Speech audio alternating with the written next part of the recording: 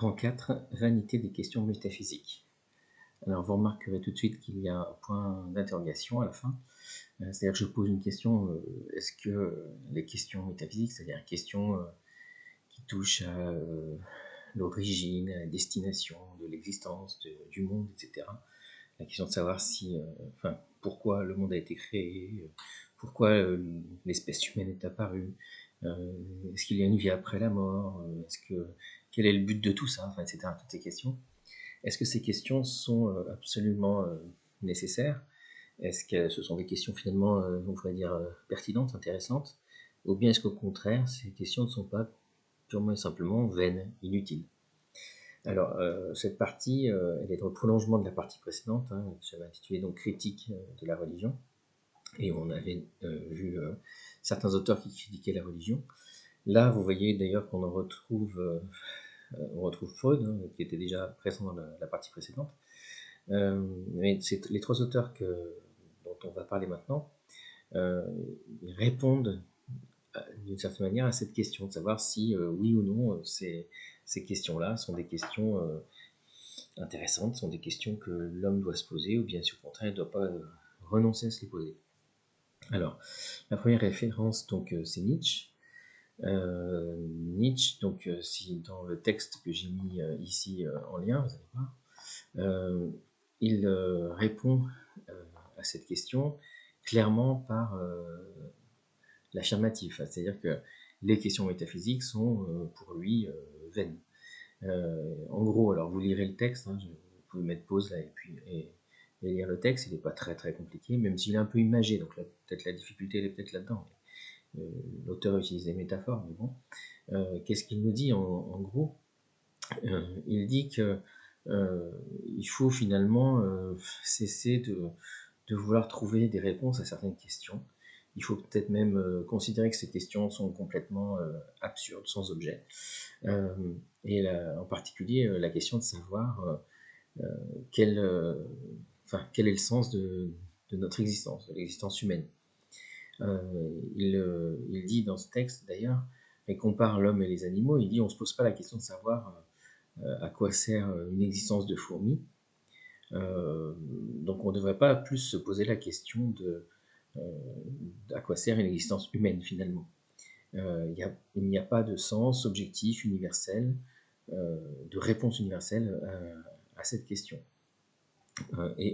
Ce qui est intéressant dans ce texte, c'est que Nietzsche nous dit si on utilisait notre énergie, l'énergie qu'on met à chercher à répondre à ces questions, dans le souci de s'occuper de notre propre existence, de notre vie terrestre, et finalement il n'y a pas d'autre vie que la vie terrestre, on vivrait mieux, pour dire autrement.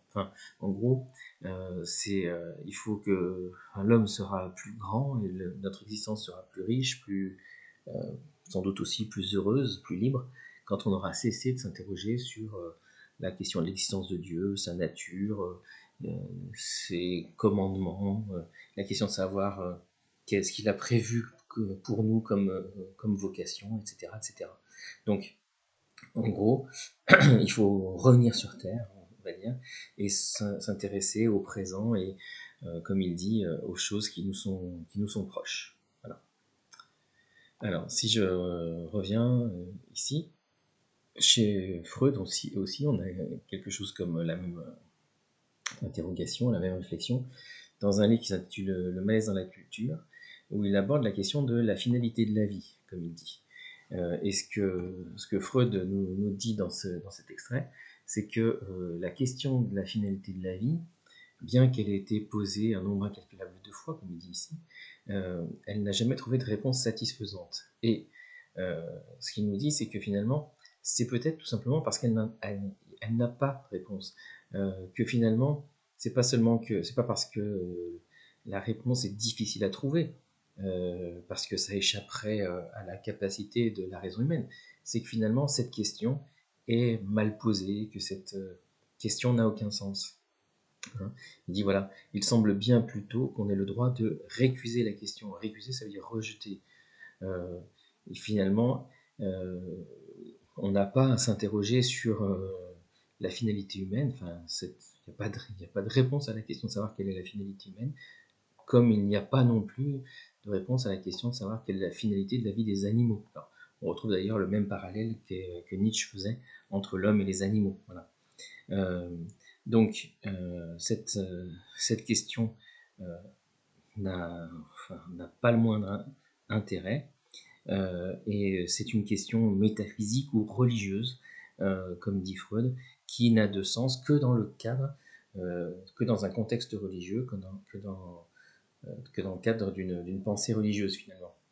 Et si on rejette la religion, on a vu dans la partie précédente que pour Freud, il faut la rejeter, pour conquérir notre autonomie, pour nous émanciper finalement.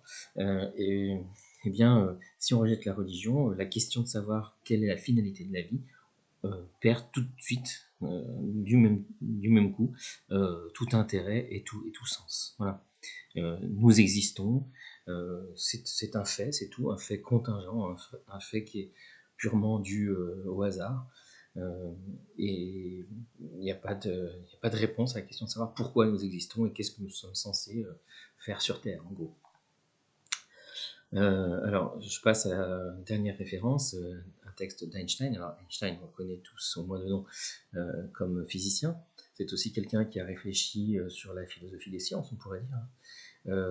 Et puis, dans certains textes, il s'est interrogé, peut-être comme un philosophe, ouais, sur des questions autres que les questions scientifiques, comme par exemple des questions d'ordre, là encore une fois, métaphysique. Alors, ce qu'il dit dans ce texte, c'est un petit peu différent des deux références précédentes. Hein. On voit, alors je vais peut-être le lire, il est court. Il dit voilà, la plus belle chose que nous puissions éprouver, c'est le côté mystérieux de la vie. C'est le sentiment profond qui se trouve au berceau de l'art et de la science véritable. Celui qui ne peut plus éprouver ni étonnement ni surprise est pour ainsi dire mort. Ses yeux sont éteints. L'impression du mystérieux, mais même mêlée de crainte, a créé aussi la religion. Savoir qu'il existe quelque chose qui nous est impénétrable, connaître les manifestations de l'entendement le plus profond et de la beauté la plus éclatante, qui ne sont accessibles à notre raison que dans leurs formes les plus primitives, cette connaissance et ce sentiment, voilà ce qui constitue la vraie dévotion. En ce sens et seulement en ce sens, je compte parmi les hommes les plus profondément religieux. Donc enfin, là, ce qu'il veut dire dans ce début de texte, c'est pas qu'il est religieux au sens traditionnel du terme, au sens, je dirais, habituel même du terme. Il est religieux au sens où c'est pas une attitude vis-à-vis de l'univers, vis-à-vis du monde. Il est religieux au sens où il est fasciné par le mystère que constitue l'univers et par le défi que la nature, que l'univers nous pose de devoir chercher à en comprendre le fonctionnement. Voilà. Il est religieux au sens où il est fasciné par les mystères du monde, mais pas au sens où il adhérerait à telle ou telle religion. Donc c'est ce qui se confirme avec la suite. Hein. Je ne puis me faire l'illusion d'un Dieu qui récompense et qui punisse l'objet de sa réaction, qui surtout exerce sa volonté de la manière que nous l'exerçons nous-mêmes.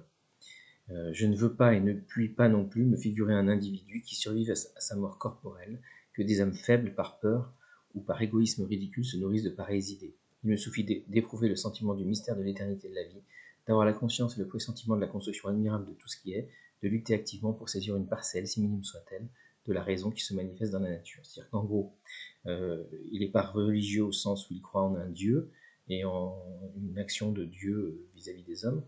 Il est simplement religieux, comme je disais tout à l'heure, par rapport à une attitude d'étonnement et de fascination, d'admiration vis-à-vis de l'univers. Et toutes les croyances ridicules, comme il dit, qui sont attachées à l'existence d'un Dieu personnel, ça, par contre, ça ne l'intéresse pas, pour dire vite. Donc, en gros, si on résume, si on revient à notre question initiale, ce texte d'Einstein, ce qui permet de répondre, qui est un peu plus nuancé que les deux auteurs d'avant, c'est que ces questions métaphysiques sont peut-être pas vaines, sont peut-être pas inutiles, mais elles sont simplement un moteur pour la réflexion, un moteur pour notre curiosité philosophique, scientifique, etc. Mais il ne faut pas penser par contre pouvoir répondre à ces questions d'une manière définitive et en se réfugiant du côté des croyances.